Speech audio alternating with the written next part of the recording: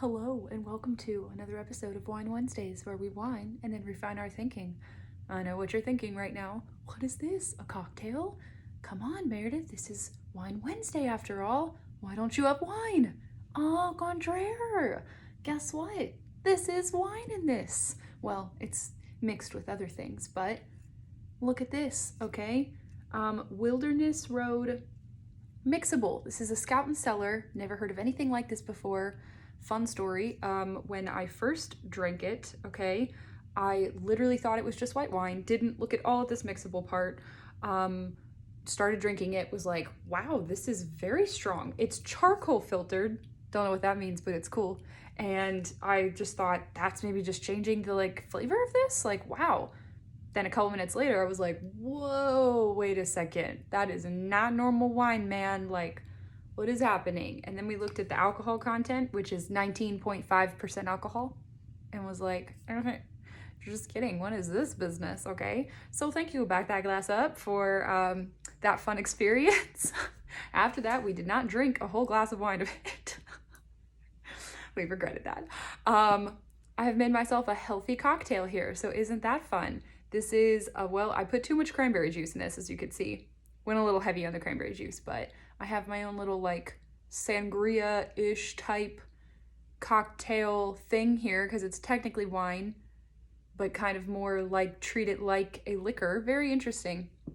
I also just have to throw in there, my lipstick today is called Sangria by Silk Naturals. It was just too perfect, I had to throw it on. Okay, anyway, that's this wine. Very cool if you're looking for a substitute to liquor. It definitely does have a little bit of a different taste. I mean, it's like a white wine, but different. Very hard to explain. But I think it's really cool when you put it in a drink and just substitute it like with a ginger beer or, you know, something that's gonna also, you know, add to the flavor. I think it doesn't make that like big of a difference to me, at least. So I liked it.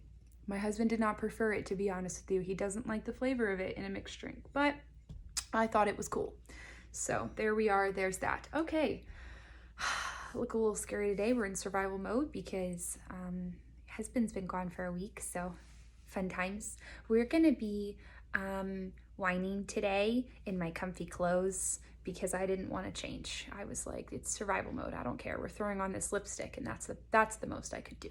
All right, we're gonna be whining today about how awkward it is when friends or family, even more so family, don't really agree with or practice your healthy living lifestyle that you have.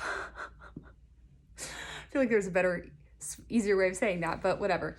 I just find it kind of funny and kind of, you know, unfortunate and mostly awkward and a little hurtful, but mostly awkward when it's like your closest friends and family are like, no, you do all this research and like with like health and all, you know, the things you put on your skin matter and the things you eat and the things you clean with, and they're kind of like this like, that's cool, but we're still gonna buy the Clorox, you know, or, you know, to each his own.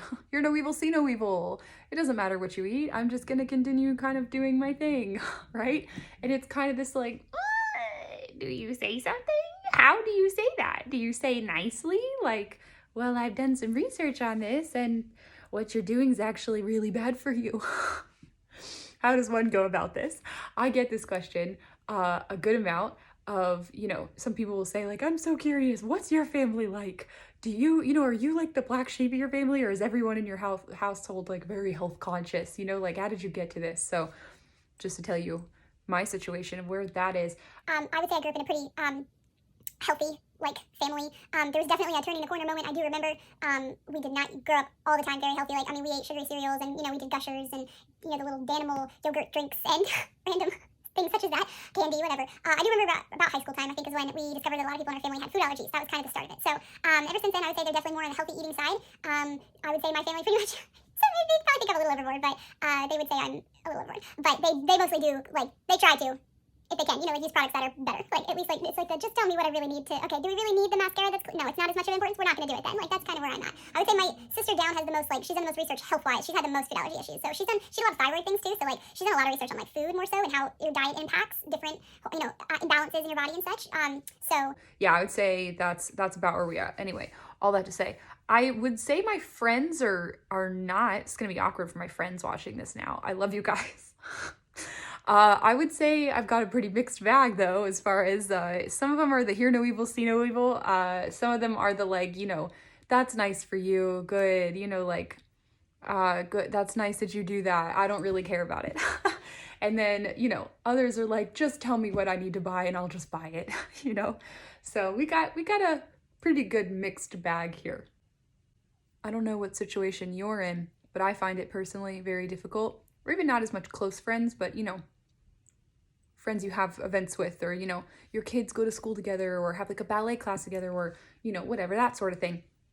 People who go to the same church as you, whatever it may be.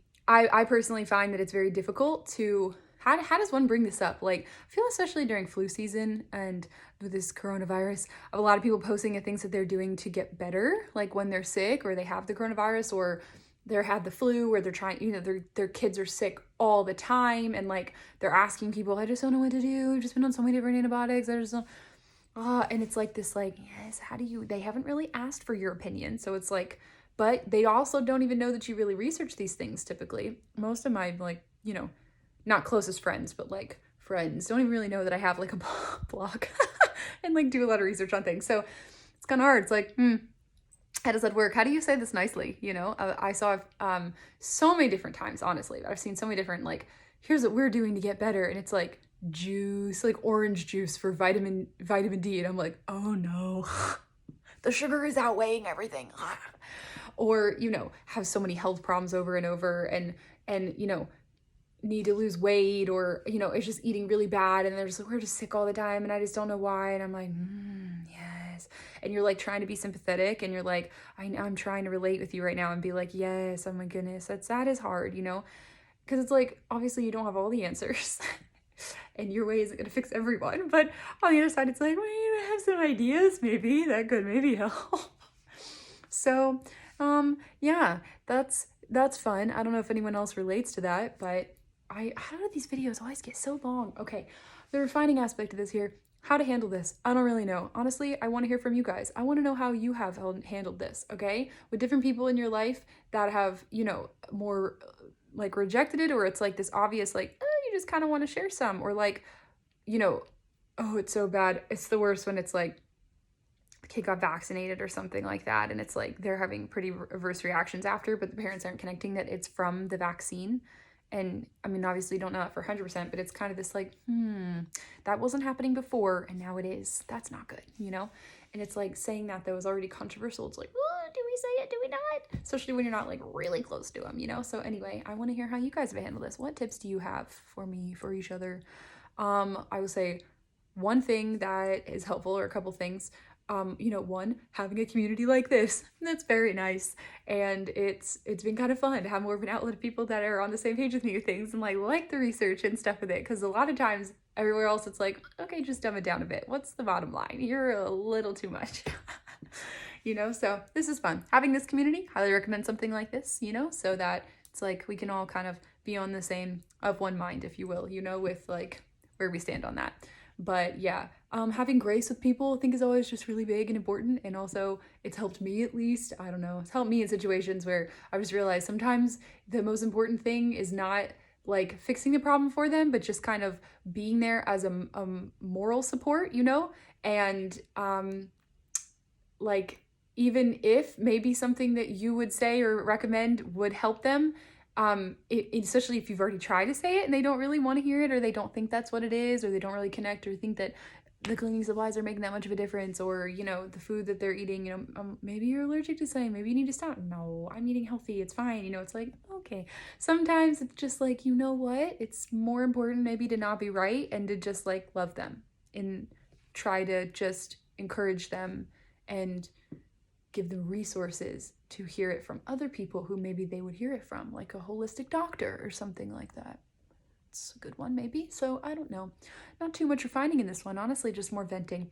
So it's good. It's good. Want to hear your story though, because there's just, it's hard, and I feel like I get this I hear this a lot from people, you know, I'm just so difficult. My whole family thinks I'm so crazy.